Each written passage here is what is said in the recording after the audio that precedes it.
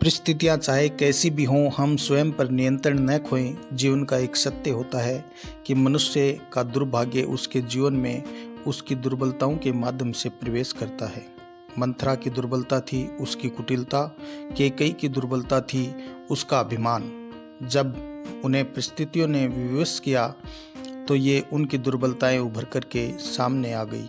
भरत सरल, सीधे और सच्चे व्यक्ति थे। श्री राम के प्रति उनके मन में विशेष प्रेम व भक्ति भाव था।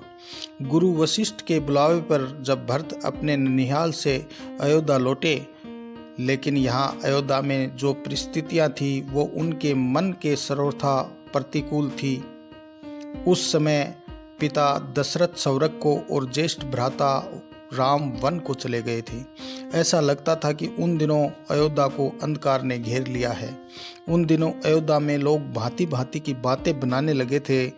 सब तरफ भरत और कैकेयी का अपयश फैला हुआ था। उस अपयश के बीच में स्थिर रहना, अपने क्रोध पर नियंत्रण रखना, अक्षोभ पर नियंत्रण बनाए रखना, आत्म नियंत्रण न खोना बड़ा कठिन कार्य था। भरत ने परिस्थितियों के चक्करियों में फंसे होने पर भी अपना आत्म नियंत्रण नहीं खोया। भरत ने किसी से बैर निभाने की नहीं सोची और न ही उन्होंने राज्य स्वीकार किया। भरत कहते हैं कि मुझे इस लोक का क्या, परलोक का भी राज्य स्वीकार नहीं है। मुझे कोई डर नहीं है। मेरे कारण मेरे आराध्य राम को जो पीड़ा मिली, यही मेरी पीड़ा का विषय है। इसलिए